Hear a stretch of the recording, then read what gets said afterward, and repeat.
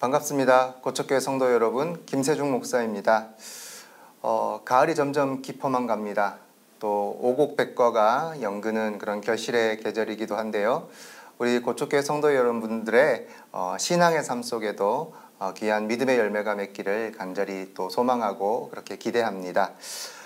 고척교회 온라인 바이블 캠프 잊혀진 시간을 찾아서라는 그런 주제를 가지고 이번에 저희가 성경을 또 한번 연구하고 또 특별히 잊혀진 시대들이 있습니다. 우리 구약에서 신약으로 넘어가기까지의 그런 과정이 성경 안의 역사에서 나타나 있지 않고 있는데 세상에 있는 어떤 일반 역사를 통해서 하나님께서 어떻게 그 신약을 준비하셨는지 한번 우리가 그 잊혀진 시간들을 일반 역사와 또 성경에 겹쳐져 있는 그런 역사들을 토대로 한번 생각을 해보고자 하는데 오늘 첫 시간으로 포로기한의 시대 그리고 이제 포로기한의 시대를 주도했던 당시의 강대국이었던 페르시아의 시대를 우리가 한번 살펴보고자 합니다. 성경에 보면 북이스라엘과 남유다 두 왕국으로 이제 이스라엘이 갈라지게 되고 그 두 왕조를 통해서 이스라엘 역사가 계속해서 써내려져 갔죠. 그런 가운데 주변 강대국들이 어떠한 영향을 미쳤고 또 그 강대국들에 의해서 두 나라가 이제 멸망을 하게 되고 그 멸망을 당하게 된 후로는 이제 각 백성들이 뿔뿔이 흩어져서 그 멸망시킨 나라의 백성으로 이렇게 복속이 된다고 하죠. 그렇게 포로가 되어서 그곳에서 이제 흩어져서 생활을 하게 됩니다. 그 포로의 시기. 그래서 어떻게 그들이 열강들 속에서 왜 그들이 망했고 어떻게 포로가 되었는지에 대해서 이 시간 살펴보고 또 두 번째 시간으로는 이제 그 포로를 하나님께서 주변 강대국들 가운데 가장 강력한 나라였던 페르시아 제국을 통해서 어떻게 포로 귀환을 하나님께서 이스라엘 백성에게 시키셨는가에 대해서 오늘 첫 시간으로 살펴보도록 하겠습니다. 먼저 포로의 시대입니다. 우리가 이스라엘의 포로의 시기라고 한다면 BC 721년이죠. 주전 721년으로부터 539년까지의 시기로 잡고 있습니다. 북이스라엘을 먼저 이제 아수르 제국이 멸망을 시켰고 그 뒤를 이어서 이제 남유다를 바벨론 제국이 등장함으로써 이제 남유다를 멸망시키는 그런 과정을 성경에서는 그대로 나타내고 있습니다. 먼저 이들이 어떻게 포로가 되었는지를 한번 살펴보려고 하는데요. 제일 먼저 이제 망하게 된 나라 북이스라엘이 어떻게 그들이 망하게 되었고 포로가 되었는가.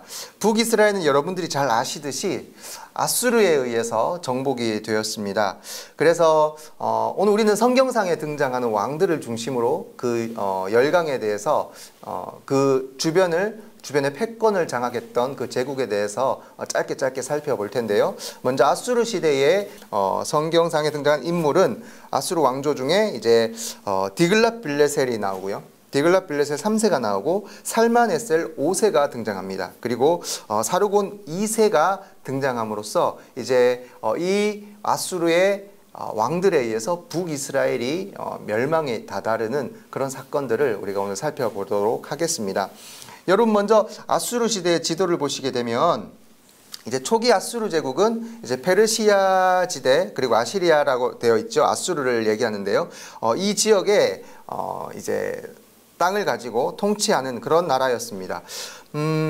후기 아수르 시대는 이제 굉장히 그 영토가 확장이 되고 넓어지죠. 그래서 페르시아의 지역까지 그리고 서쪽으로는 이제 뭐 이집트 지역까지도 지중해를 거쳐서 밑에 이제 이집트 지역까지도 그 영토가 확장되어 있는 굉장히 거대한 나라로서의 모습을 보게 됩니다. 그래서 이 강대국이었던 아수르에 의해서 북이스라엘이 이제 멸망을 하게 되는데 그 과정에 성경에 등장하는 왕이 바로 디글랏빌레셀 3세라는 왕입니다. 이미 이제 아수르가 한 거대한 국가로서의 그런 영토를 가지고 있었고 당시에 주변에 있는 많은 국가들과 이제 전쟁을 하는 그런 상황 속에서 북이스라엘도 크게 다를 바가 없었습니다. 이제 북이스라엘은 굉장히 약한 나라일 수밖에 없었죠. 이제 그 팔레스타인 지역의 작은 나라에 불과했던 북이스라엘이었기 때문에 이 아수르의 그 강력한 군대에 의해서 늘 이렇게 침투를 당하고 이제 침략 전쟁을 당할 수밖에 없는 그런 상황에 놓여 있었습니다. 그런데 이 아수르 역사에 보면 굉장히 재미있는 그런 역사가 쓰여져 있습니다. 성경에 나와 있지 않지만 이 아수르의 역사에 기록되어 있는 그런 이스라엘의 이야기를 우리가 잠시 볼 수 있는데요. 제가 거기 사진을 올려놨습니다. 보시게 되면 블랙 오벨리스크라고 해서 이제 대형 박물관에 소장되어 있는 아수르의 기념비입니다. 이 비석이 이스라엘의 역사를 기록을 하고 있습니다. 보시게 되면 블랙 오벨리스크 안에는 열왕기하 9장에서 10장의 내용을 이렇게 기록되어 있는 그 비입니다. 사진을 보시게 되면 오른쪽 보시면 누가 엎드려져 있죠? 이제 엎드려져 있고 절을 하고 있고 그 앞에 왕이 있습니다. 이 기록이 무엇인가 하면 이 기념비에 나와 있는 역사적인 기록은 바로 북이스라엘 왕 예후가 아수르의 살마네셀, 그러니까 성경에 나오는 살마네셀 말고 성경에 나오지 않는 살마네셀 3세, 그러니까 살마네셀 5세가 성경에 나오는 왕이고 그 이전에 있었던 살마네셀 3세에게 이미 조공을 바치고 있는 그런 장면을 이야기합니다. 그래서 이 블랙 오벨리스크의 이 기록을 통해서 이 아수르에 나와 있는 이 역사 기록을 통해서 이스라엘이 계속해서 아수르에게 어떤 조공을 바치고 굉장히 왕이 무릎을 꿇고 얼굴까지 땅에 묻는 그런 좀 치욕적인 장면들을 그렇게 묘사를 하고 있습니다. 이미 아수르에 의해서 북이스라엘이 상당히 압박을 받고 있었다는 사실을 우리는 잘 알 수가 있습니다. 자, 이러한 상황 속에서 이제 아수르가 어떻게 이제 최강 전성기를 구가하게 되느냐? 디글랏빌레셋 3세에 의해서 아수르 제국의 전성시대가 열리게 됩니다. 이 디글랏빌레셋 3세, 성경에 나오는 그 디글랏빌레셋 3세는 바벨론까지도 원정을 해서 이제 그곳을 자신의 지배하에 두었고, 성경에서는 이제 아수르 왕 불이라는 그런 이름으로 불리게 됩니다. 열왕기하 15장에 보면 아수르 왕 불이라고 되어 있는데, 또 열왕기하 16장에 보면 이제 디글랏빌레셀이라고 해서 그 이름이 정확하게 기록이 되어 있습니다. 그래서 당시 이제 디글랏빌레셀 3세 때 이제 북이스라엘 왕이 므나엠이었습니다. 이 므나엠 왕이 이제 아수르인 이 디글랏빌레셀 3세에게 패하게 됩니다. 그래서 은 1000달란트를 이제 아수르 왕에게 바치고 안전을 도모하는 장면이 성경에 나와 있죠. 그리고 이제 그 당시에 북이스라엘을 침공을 해서 거기에 있는 이스라엘 백성들을 포로로 이제 잡아가는 그런 일들이 일어나게 됩니다. 또 공작 정치도 많이 펼치게 되고, 성경에 보면 이런 국제 정세를 잘 파악한 남유다의 왕도 나옵니다.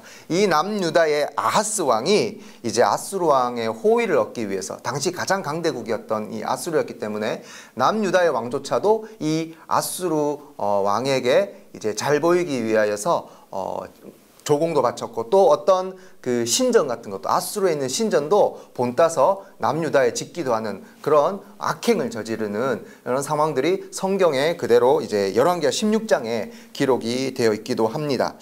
이렇게 이제 디글랏빌레셋 3세 때 이런 아수르 왕이 주변의 패권을 이제 장악하면서 점점 아주 강대국으로서의 면모를 과시하게 됩니다. 그리고 그 뒤를 이어서 이제 디글랏빌레셋 3세의 아들인 살마네셀 5세가 등장을 하게 됩니다. 이 살마네셀 5세는 성경에 나오지만 이제 5년 정도 재위를 하였습니다. 그리고 이제 열왕기하 17장, 18장에 보면은 북이스라엘 왕국 수도입니다. 당시 수도였던 사마리아 그 성을 이 살마네셀 군대가 3년간을 포위를 합니다. 포위를 하면서 계속해서 이제 압박을 가하는 그런 장면, 그리고 이러한 상황 가운데서 계속해서 침략을 당하게 되고, 또 그 북이스라엘의 백성들을 포로로 계속해서 잡아가는 그런 상황들이 펼쳐지게 됩니다. 이렇게 이제 살마네셀 5세는 북이스라엘 수도인 사마리아 성을 3년간 포위하면서 계속해서 압박을 가했고, 이 상황 가운데 살마네셀 5세가 당시에 급사하게 됩니다. 그냥 죽어버리게 됩니다. 재위 5년 만에. 그렇게 죽게 되고, 그 뒤를 이은 아수르의 지도자는 이제 사르곤 2세라고 해서 이 왕이 등장을 하게 됩니다. 여러분 사르곤 2세는 굉장히 이제 유능하고 아주 통치를 기가 막히게 한 왕으로 일반 역사에서도 유명한 왕으로 나오고 사르곤 왕조의 어떤 시발점이 되는 왕이 바로 이 왕이라고 볼 수가 있습니다. 이 사르곤 2세는 이제 이사야 20장 1절에 보면 이렇게 이제 기록이 되어 있습니다. 아수르의 사르곤 왕이 다르단을 아스돗으로 보내매 그가 와서 아스돗을 쳐서 취하던 해니라라고 이사야서에서 그렇게 기록이 되어 있습니다.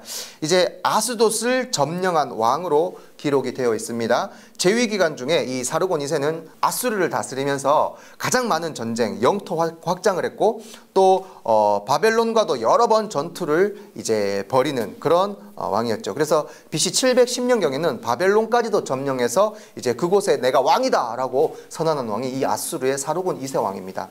자, 이런 이제 아수르의 그런 아주 강력한 이제 국력이 강력하게 이제 그 지방을 그 지역을 패권을 장악하게 되는 이 아수르의 굉장히 어떤 전성 시대를 구가하고 있는 동안에 이 북이스라엘은 결국 이제 망하게 되는 상황이 벌어지게 됩니다.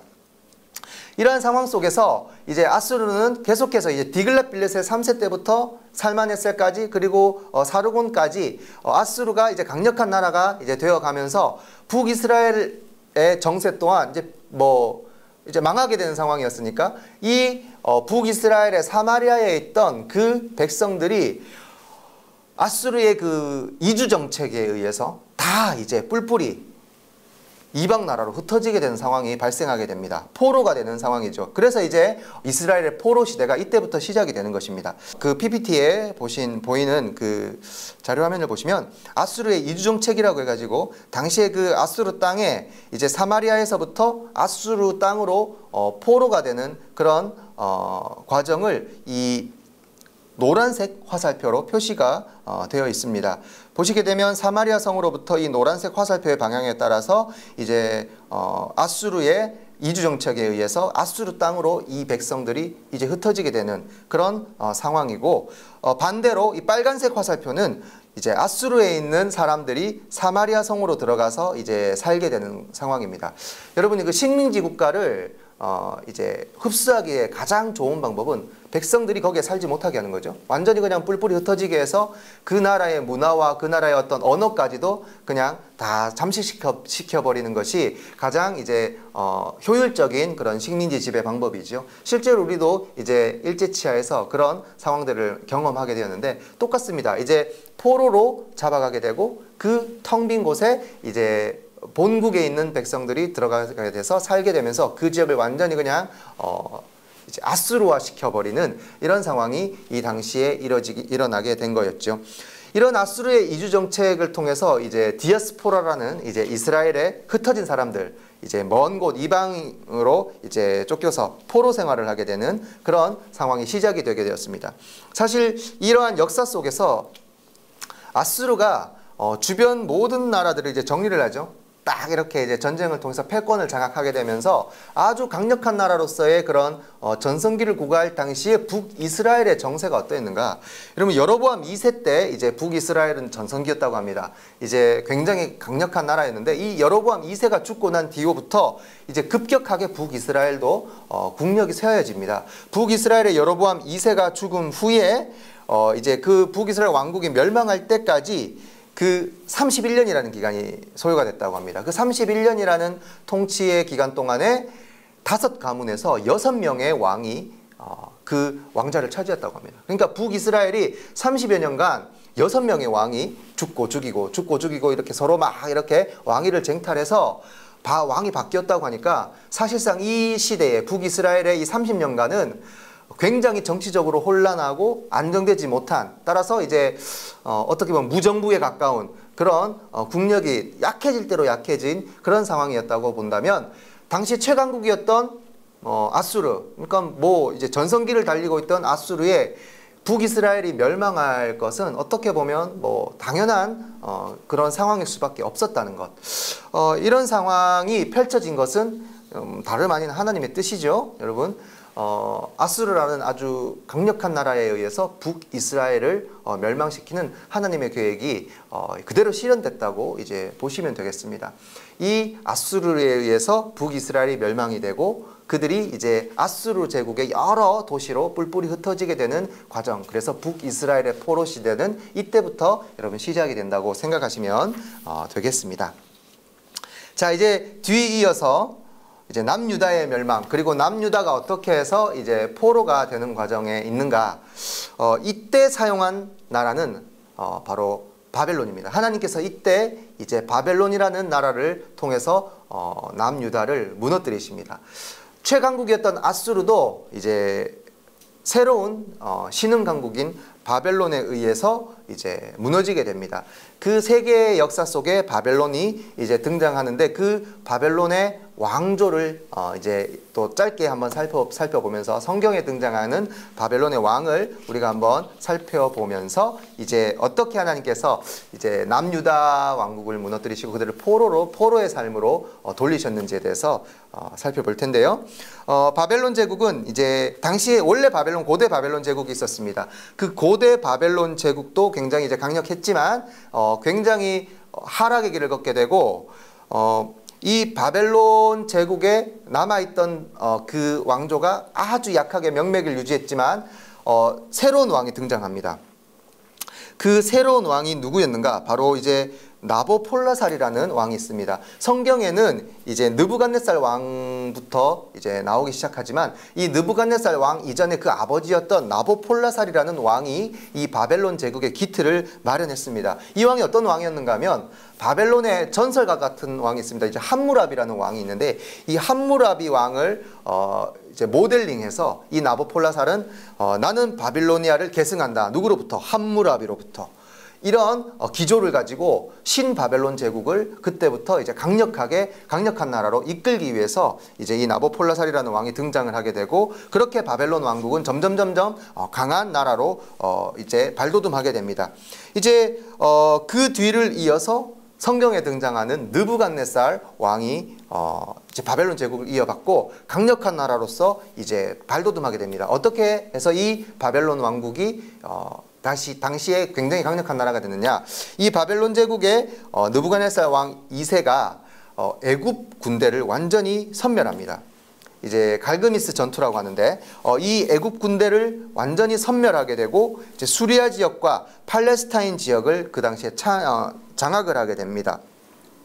이 바벨론 시대 지도를 보시게 되면 이제 이집트, 애굽 지역으로부터 완전히 이제 애굽 나일강 을 넘어서서 그 지역부터 시작해서 이제 페르시아만까지 그렇게 진출을 한 이 강력한 바벨론 제국을 이 느부갓네살 2세 때 그 정복 전쟁을 통해서 이루게 됩니다. 계속해서 이제 나라가 강대해져 가는 것이죠. 그래서 북쪽으로는 이제 메대 지역까지 그렇게 그 영토를 확장시켜 나가는 바벨론 제국의 영토의 모습을 볼 수가 있습니다.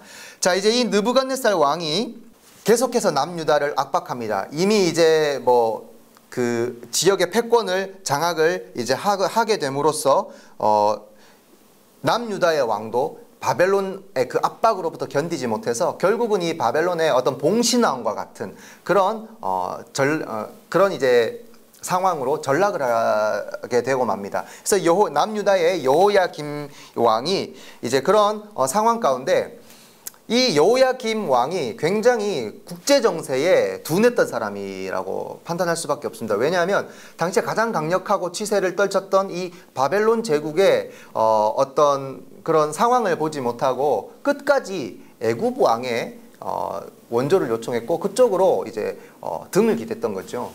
그래서 최강대국이었던 나라의 어떤 도움을 요청하기보다는 오히려 지고 있는 그런 애굽의 왕에게 도움을 요청했던 이런 상황들이 바벨론 왕 느부갓네살 왕을 아주 그냥 화가 치밀게 머리 끝까지 치밀게 했습니다. 그래서 이 느부갓네살 왕이 너무 화가 나서 급파를 해버립니다. 자신의 있는 모든 군대들을 이제 다 유다 근방에 있는 갈대아 부대 또 아람, 모압, 암몬까지 있었던 그런 부대까지 유대로 아주 그냥 급파해버리게 됩니다. 그래서 이 주력 부대가 예루살렘을 보내서 이제 포위를 하게 됩니다. 포위를 하게 되고 전투를 막 하게 되면서 여러 사람들을 이제 굉장히 많은 사람들을 포로로 잡아가게 됩니다. 그 포로에 있던 사람들이 뭐 여호야김 왕도 물론 있었지만 이제 여러분 우리 잘 아는 선지자 다니엘도 그때 느부갓네살 왕 때 이제 포로로 잡혀갔던 사람이 다니엘이기도 합니다. 그래서 이 느부갓네살 왕에 의해서 이제 완전히 포위가 되고 이제 성들이 굉장히 이제 침탈을 당하게 되는 그런 상황에 놓여지게 됩니다. 느부갓네살 왕이 이제 뭐 이런 이스라엘 백성들을 남유다를 이제 포위해서 함락시키기도 했지만 이제 굉장히 능력 있는 왕이었다고 볼 수 있죠. 이제 전쟁에 능했고 또 여러 가지 문화적으로나 정치에 국내 정세를 다스리는 데도 탁월했던 왕으로 이제 알려져 있습니다. 그래서 2만여 명이나 되는 유대인들을 이제 그 예루살렘 성을 함락시키면서 이제 잡아가게 됩니다. 포로로 잡아가게 됩니다. 이 바벨론 왕국으로 이 포로로 잡아가게 되는 이 과정을 이제 일반 역사에서는 세계사에서는 바벨론 유수라는 그런 표현을 하고 있습니다. 제가 그림을 2개 정도 준비했는데요. 보시게 되면 바벨론 유수라는 제목의 이제 그림이 있습니다. 이 제임스 티소라는 화가가 이 바벨론 유수라는 그림을 그렸는데요. 여기 보시게 되면 바벨론의 이제 병사들이 칼을 잡고 이제 이스라엘 백성들을 바벨론으로 끌고 가는 그런 과정입니다. 뒤에 보시게 되면 예루살렘의 성벽이 허물어져 내리고 있고 불타고 있고 성전이 파괴가 되고 긴 행렬을 통해서 이 이스라엘 남유다 백성들이 바벨론 제국의 땅으로 끌려가게 되는 포로로 잡혀가게 되는 이 장면, 이 바벨론 유수. 그래서 굉장히 침탈이 심했고 많은 사람이 이 당시에 죽었고 많은 포로가 2만여 명이나 되는 포로가 이제 바벨론으로 잡혀가게 되는 이런 과정을 이 그림을 통해서도 우리가 볼 수가 있습니다. 그리고 또 한 가지 그림 밑에 보시게 되면 포로로 끌려가는 유대인들이라고 해서 이제 윌리엄 아돌프 브루고라는 화가가 이 그림을 그렸습니다. 이것도 이제 바벨론 유수의 장면 중에 하나인데 굉장히 어두운 그림이죠. 이 당시에 굉장히 침울하고 어두웠던 그 바벨론 유수의 장면을 묘사하고 있습니다. 보시게 되면 길가에 이제 시체들이 이제 벌거벗어서 널브러져 있습니다. 아이들도 맨발로 이렇게 막 끌려가는 장면, 사람들이 죽어 있고 울고 있고 통곡하고 있고 이제 말을 탄 이 병사가 이제 억압해서 이 이스라엘 백성들을 끌고 가는 장면, 그리고 숲도 뒤에 있는 숲을도 굉장히 어두운 색으로, 뒤에 있는 성벽도 불타고 있고 어두움에 잠겨 있는 이 장면, 이 그림 자체가 굉장히 어둡고 이제 침울한 그런 바벨론 유수의 장면들을 이렇게 표현을 하고 있는 장면입니다. 이렇게 이제 바벨론 시대 때 이 느부갓네살 왕에 의해서 예루살렘 성이 완전히 함락을 당하게 되고 바벨론으로 포로로 끌려가게 되는 과정. 그래서 이제 남유다의 백성들은 이 시기 때부터 포로의 시대로 접어들게 됩니다.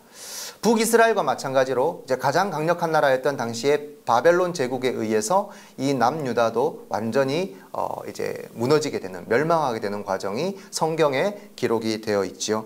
이렇게 이제 바벨론 제국을 하나님께서 사용하셔서 남유다까지 멸망을 하게 하시고 이때부터 이제 포로 생활이 본격적으로 시작이 되는 것이겠죠.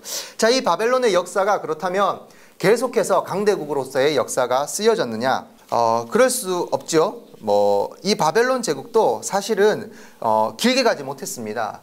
역사상 이제 여러분 한 100여 년 정도, 100년이 좀 넘는 그런 시기에 이 최강 국가로 이제 패권을 떨쳤고, 이 바벨론 제국 또한 망하게 되는, 이제 역사 속에서 사라지게 되는 그런 과정을 겪게 됩니다. 이 과정 속에 나와 있는, 성경에 나와 있는 그러니까 바벨론 제국의 마지막 왕으로 성경에 등장하는 왕은 바로 벨사살 왕입니다. 다니엘서 5장에 나오는 이 벨사살 왕으로 인해서 이제 바벨론 제국은 완전히 무너져 내리게 됩니다. 끝을 맞이하게 됩니다. 이제 독특한 이런 상황입니다. 이 벨사살 왕은 어떤 왕이었는가 하면 이 당시에 이제 벨사살 왕 혼자 바벨론 제국을 다스린 것은 아니었습니다. 바벨론 그 제국에 원래 이제 이 벨사살 왕의 아버지 나보니두스라는 이 왕이 벨사살 왕을 섭정왕으로 세웁니다. 나보니두스 아버지는 이제 나라 접경 지역에 가가지고 이제 전쟁을 치르고 계속해서 싸움을 하는 그런 왕이었고, 실제로 바벨론 제국을 정치를 하고 그 바벨론 제국 왕궁 안에서 나라를 다스린 섭정왕으로서는 이 벨사살 왕이었다는 것이죠. 그래서 아버지는 밖에 나가서 전쟁을 하고 이 아들은 편하게 왕궁에서 나라를 다스리는 이런 상황에 바벨론 제국이 이제 망하게 되는 그런 과정이 성경에 나와 있습니다. 보시게 되면 다니엘서 5장에 보시면 이 벨사살 왕이 잔치를 베풉니다. 벨사살 왕이 잔치를 베풀고 향연을 베풉니다.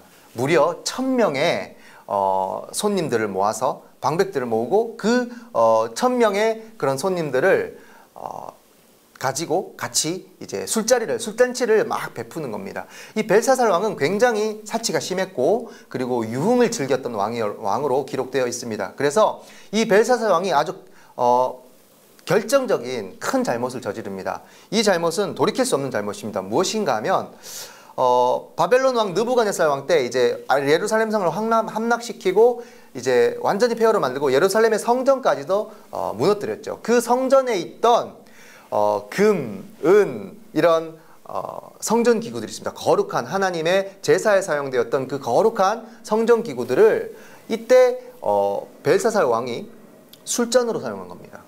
술을 담고 음식을 먹는 그런 기구들로 사용을 해버립니다. 그럼 기가 막힌 일이죠. 하나님의 거룩한 그런 성물이 잔치 때 술잔을 따르는 기구로 사용되어졌다는 것, 이것은 있을 수 없는 일이죠. 하나님께서 정말 용서할 수 없는 상황인 것입니다. 이 바벨론이 무너질 수밖에 없는 이유이기도 하죠. 이 벨사살의 향연에 보시게 되면 이제 그림을 제가 그렸는데요. 거기 보시게 되면 벨사살의 향연에 흥청망청합니다.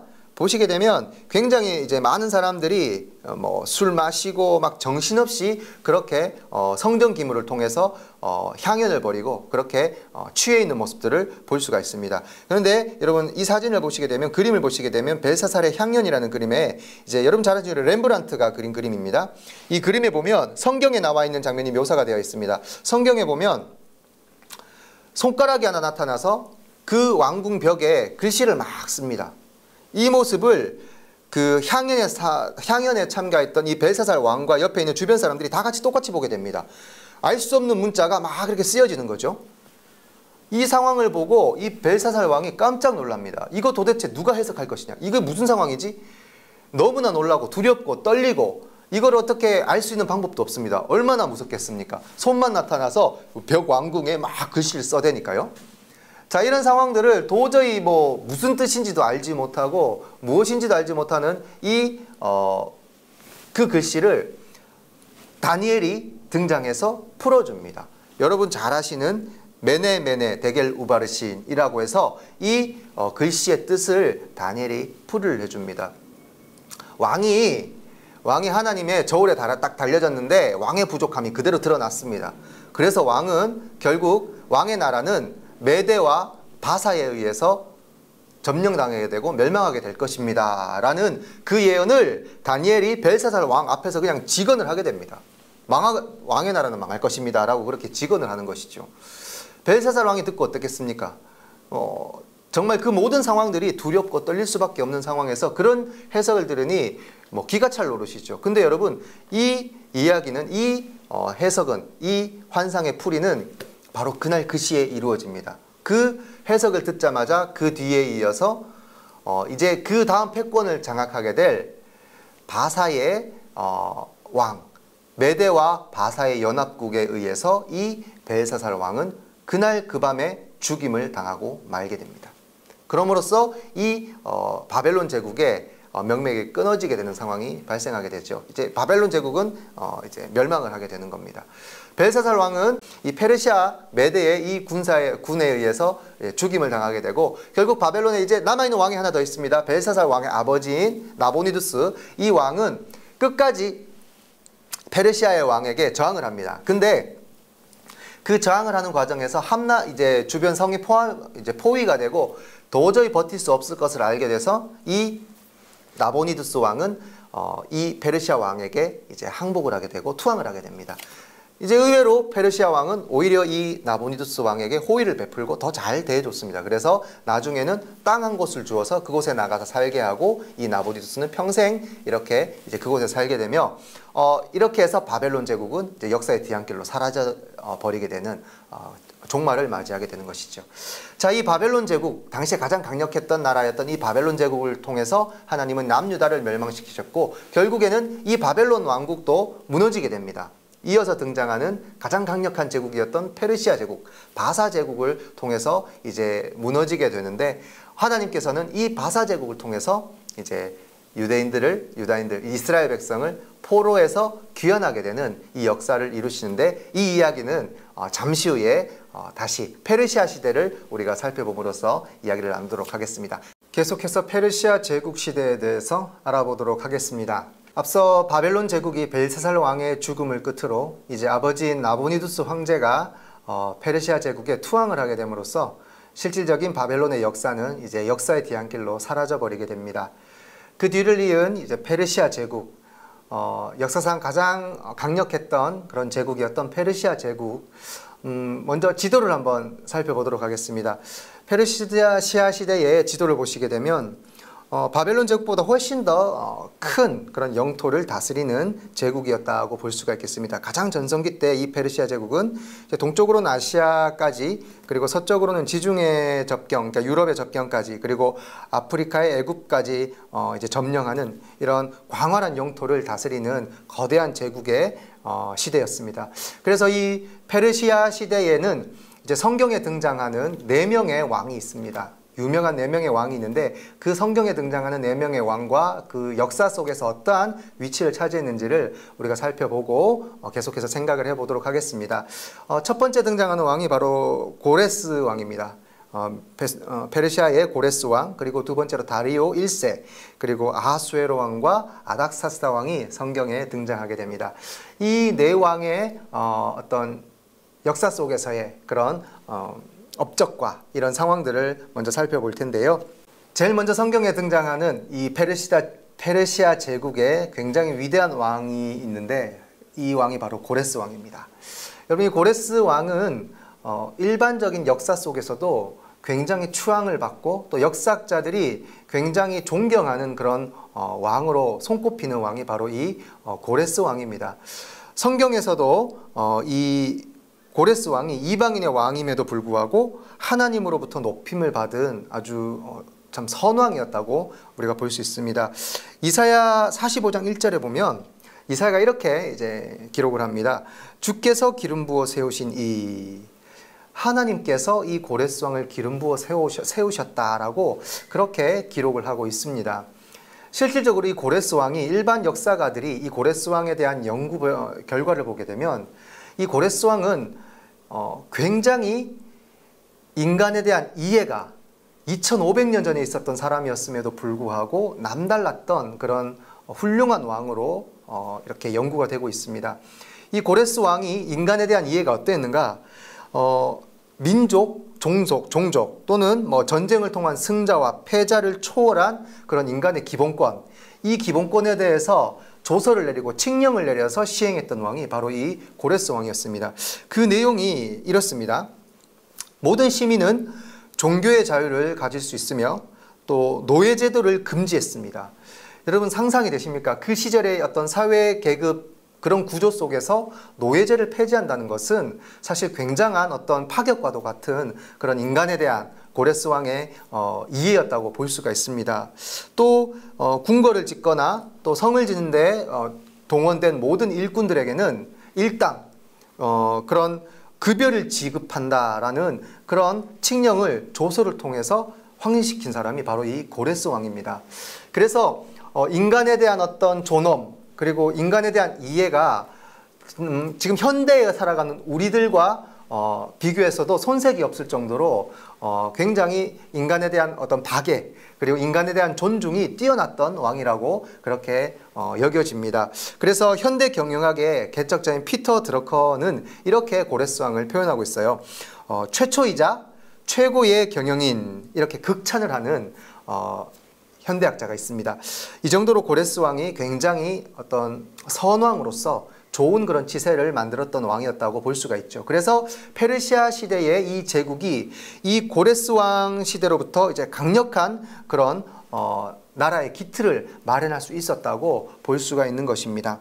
그래서 이 고레스 왕의 칙령을 통해서 이 이스라엘이 정치적인 어떤 독립을 이루지는 못하지만 그럼에도 불구하고 이 이스라엘 백성을 포로에서 귀환한다라는 그런 귀환령을 내려준 왕으로서 이스라엘 백성이 다시금 신앙의 터전을 마련하고 삶의 터전을 마련할 수 있는 그런 기회를 제공해 준 왕이 바로 이 고레스 왕이었다고 볼 수 있습니다.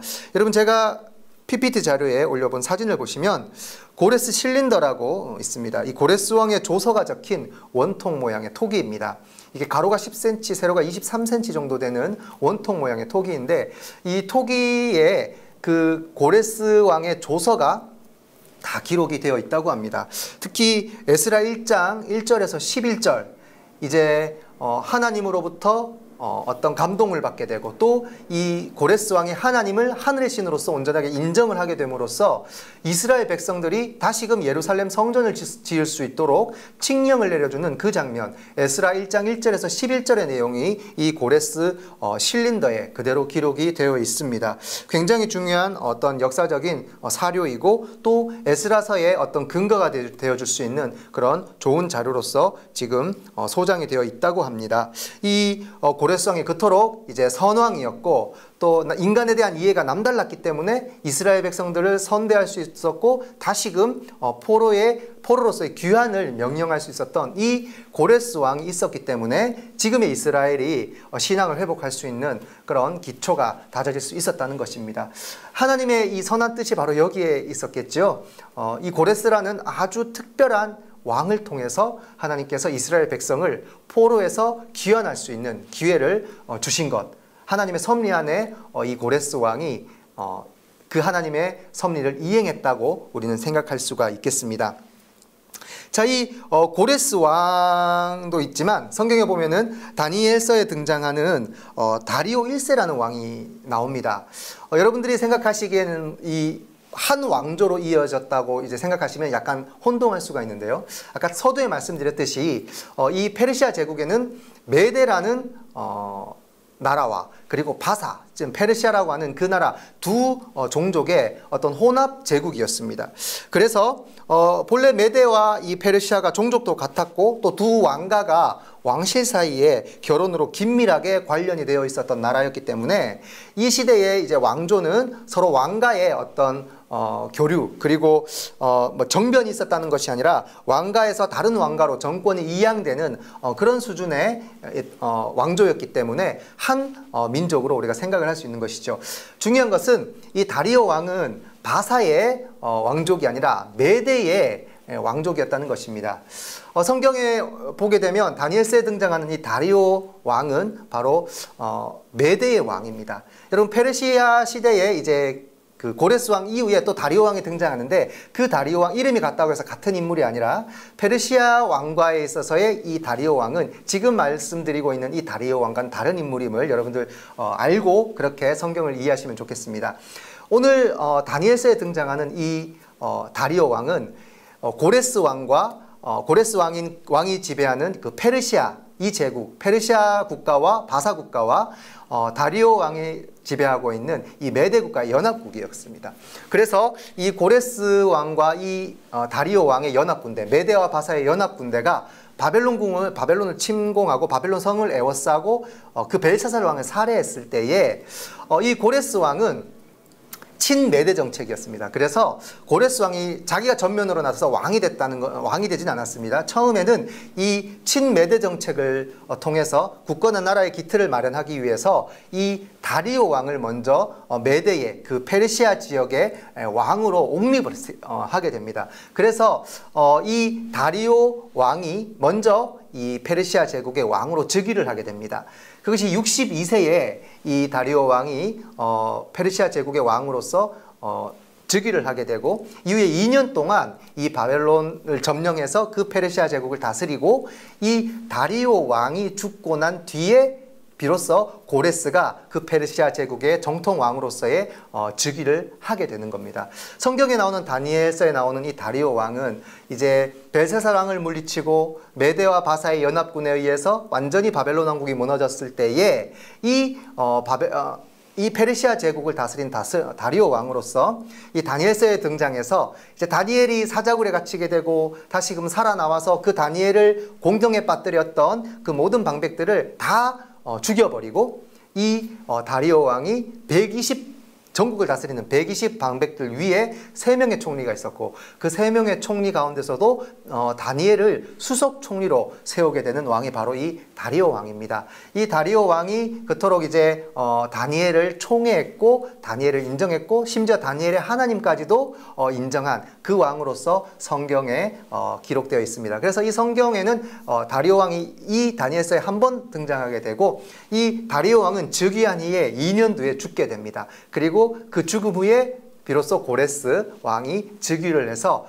이제 페르시아 전체 제국을 다스리는 그런 역사가 이제 페르시아 제국의 역사입니다.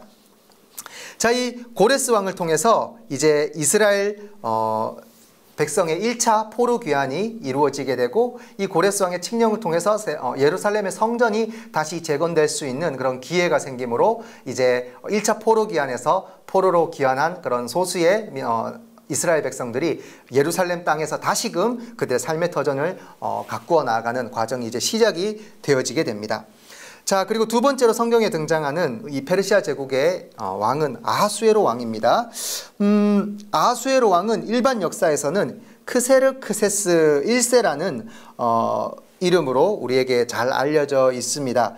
이 크세르크세스 1세, 이 아하수에로 왕은 선왕들에 비해서는 조금은 더 이제 강력하게, 조금은 더 이제 무자비한 어떤 전쟁을 통해서 영토를 확장시킨 왕으로 유명합니다. 그래서 이집트의 반란을 제압하고 또 어떤 선왕의 그런 유화책에 비해서 아주 강경한 정책을 제국을 다스렸기 때문에 그 정책으로 제국을 다스렸기 때문에 또 침략 전쟁도 초기에는 많이 했었습니다. 그래서 우리가 잘 아는 이제 영화 300이라는 영화 여러분 아시죠? 그 영화 300에 보게 되면 이 아하수에로 왕이 등장해서 이제 그리스 군대 그리고 스파르타 군대와 전쟁을 하게 되는 그 전쟁 일화가 영화 300에 그려지게 됩니다. 또 유명한 영화 그 전쟁 마라톤 전쟁이라고 하죠. 이런 배경이 되는 그 왕이 바로 이 페르시아의 아하수에로 왕 크세르크세스 1세의 왕이 됩니다. 그럼 제가 한번 그 참고 사진을 올렸는데요. 여기 보시게 되면 아하수에로 왕의 그 사진이 왼쪽에 굉장히 이렇게 쇠로 철 같은 것들로 몸을 막 치장을 많이 했습니다. 약간은 좀 괴기스러운 모습으로 왕이 표현이 됐습니다. 실제로 영화에 보시게 되면 이 페르시아 제국의 군대 군인들은 얼굴에 막 이렇게 물집 같은 것도 나 있고요. 이상한 가면도 쓰고 굉장히 무시무시한 모습으로 등장을 합니다.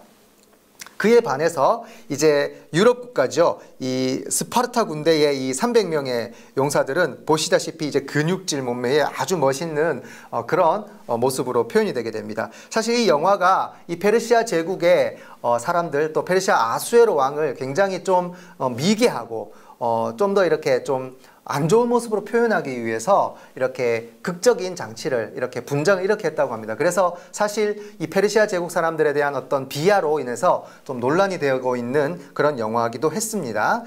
이러한 배경을 두고 이제 에스더서에는 아하수에로 왕에 대해서 이렇게 표현을 하고 있는 것이죠.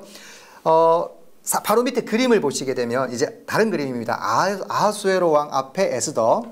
제가 생각하는 아하수에로 왕의 모습은 이러지 않았을까 저는 이렇게 생각을 합니다. 아하수에로 왕이 이렇게 사랑스러운 눈빛으로 아름다운 에스더를 이렇게 바라보고 있는 눈빛. 그래서 성경에 나와 있는 이 아하수에로 왕, 크세르크세스 1세 이 왕은 유다인에 대해서 굉장히 유다인 정책을 펼친 왕이었습니다. 왜냐하면 여러분들이 에스더서를 잘 읽어보셨겠지만 거기에 등장하는 페르시아 제국의 2인자였던 하만이 유다 백성을 몰살시키려고 하는 계획을 세우지만 이 에스더의 용기를 통해서 죽으면 죽으리다 왕 앞에 나가서 그렇게 간청했던 에스더, 그리고 예전에 이 모르드게로부터 자기 목숨을 구한 아하수에로 왕 자신이 모르드게의 어떤 공을 통해서 자기 목숨을 부지할 수 있었다는 것에 대한 사실을 알게 되고, 이 유다인인 모르드게를 높여주게 됨으로써 이 유다에 대한 친정책을 펼친 왕이 바로 아하수에로 왕이었다. 우리가 이렇게 성경 역사를 통해서 알 수가 있습니다. 여러분, 이 크세르크세스 1세는 실질적으로 또 일반 역사에서도 그렇게 유럽 전쟁, 유럽에 대한 침략을 실패하고 본국으로 돌아와서는 더 이상 침략 전쟁을 펼치지 않았다고 합니다. 오히려 내치를 더 이제 자기 나라 안의 정세를, 국내 정세를 더 잘 치중해서 다스리는 그런 왕이었다라고 그렇게 이제 역사학자들이 이야기를 하고 있습니다. 자, 이런 아하수에로 왕의 뒤를 이은 또 다른 중요한 왕이 등장하는데, 그 왕이 바로 아닥사스다 왕입니다. 이 아닥사스다 왕은 이제 고레스에 의해서 1차 포로 귀환령이 칙령이 내려지게 되고, 1차로 포로 귀환했던 그 이스라엘의 성전 재건을 이뤘던 그런 소수의 포로 귀환자들, 이 포로 귀환자들이 참 힘든 상황들을 많이 겪고 있는 가운데 이제 아닥사스다 왕을 통해서 2차와 3차에 걸친 포로 귀환령이 내려지게 됩니다. 이 아닥사스다 1세는 아하수에로 왕의 셋째 아들로 태어났습니다. 그래서 이 아닥사스다 왕도 굉장히 좀 탁월한 왕이었다고 합니다. 이제 교양도 높았고 문화의 조예가 깊었기 때문에 이제 아닥사스다 왕이 다스리는 치세 중에 성읍도 많이 건축하고 또 여러 가지 국내 정세를 살피는 그런 좋은 왕으로 알려져 있습니다. 또 이집트의 난도 평정했고, 또 유럽 국가들과도 이제 평화 조약을 맺어서 이렇게 화평을 도모했던 왕으로도 그렇게 알려져 있습니다. 이 아닥사스다 왕은 2차와 3차에 포로 귀환령을 내리게 되는데, 이제 에스라의 인솔로 2차 포로 귀환이 에스라 7장에서 나타나게 되고, 이후에 느헤미야 때에 3차 포로 귀환이 이루어지게 되고, 느헤미야 시대의 성벽이 다시 예루살렘 성벽이 재건되는 그런 역사를 성경을 통해서 우리는 알 수가 있습니다. 이 일들이 바로 아닥사스다 왕의 시대에 이루어졌고, 이 아닥사스다 왕의 어떤 선정에 의한 그런 성품과 그런 치세 때문에 이 이스라엘 백성의 2차, 3차 포로 교환이 있을 수 있었다고 그렇게 볼 수가 있습니다. 자, 이렇게 성경에 나오는 4명의 왕이 이렇게 페르시아 제국을 다스리면서 굉장히 강대한 나라로 페르시아 제국이 입지를 다지게 됩니다. 그런데 이 페르시아 제국도 마찬가지였습니다. 참 좋은 왕이었던 아닥사스다 이 왕 이후로 이제 죽게 되면서 새로운 왕들이 등장하게 되는데, 이 왕들이 이제 올바른 정치를 하지 못하게 됩니다. 혼란 또 혼돈 속에서 이제 급격하게 국력이 기울게 됩니다. 내란도 일어나게 되고 여러 가지 정치적인 분란들이 많이 일어나는 그런 역사적인 배경 속에서 이제 이 113년 후에 아닥사스다 왕이 죽고 난 뒤 113년 후에 BC 331년경에 이 뒤에 페르시아 제국을 점령하게 되고 무너뜨리고 새롭게 등장하는 신흥 제국, 여러분 마케도니아의 알렉산드로 대왕이 등장하게 되면서 이 페르시아 제국이 역사의 뒤안길로 사라지게 되어버립니다. 이제 그 뒤를 이어서는 여러분 헬라 제국이 이제 새로운 그런 시대의 제패자로 제국으로 등장하게 되면서 또 다른 역사를 이제 써내려가게 되는데, 오늘 우리가 이번 시간까지는 이제 페르시아 제국의 시대를 통하여서 하나님께서 유다 백성 그리고 이스라엘 백성들을 어떻게 포로 귀환을 하게 하셨는지에 대한 부분들을 살펴보았습니다. 여러분, 우리가 첫 번째 시간과 두 번째 시간 아수르, 바벨론 그리고 페르시아 제국에 이르기까지 어떻게 포로가 되었고, 또 그 포로가 된 상황 속에서 하나님께서 페르시아 제국의 어떤 선한 왕들을 통하여서 다시금 이스라엘 백성이 포로 귀환해서 그들의 신앙과 또 삶의 터전인 예루살렘 성전과 예루살렘 성벽을 재건할 수 있었는지에 대한 부분들을 잠시 살펴보았습니다. 여러분, 세계의 역사 속에서, 그런 인류의 역사 속에서 성경에 나와 있지는 않지만 하나님은 분명히 일하셨고, 그러한 세계의 역사를 주름잡는 그런 강대국들의 그런 왕들의 정치를 통하여서 하나님은 여전히 일하고 계셨음을 우리는 잘 알 수가 있습니다. 여러분, 지금 우리가 살아가고 있는 이 시대도 하나님께서는 분명히 역사하시고 이 역사를 주관하시고, 또 하나님께서는 우리를 통해서 하나님의 역사를 써내려가기를 원하시고 계십니다. 여러분들, 앞으로 계속되는 잊혀진 시간을 찾아서 하나님께서 어떻게 역사의 주관자가 되셔서 우리의 신앙을 이어오게 하셨는지에 대해서 계속해서 알아볼 때에 여러분들 집중하셔서 또 잘 들어보시고 인류 역사 속에서 하나님이 이렇게 일하셨구나에 대한 부분들을 다시 한번 잘 배우실 수 있는 그런 좋은 시간이 되시기를 바랍니다. 감사합니다.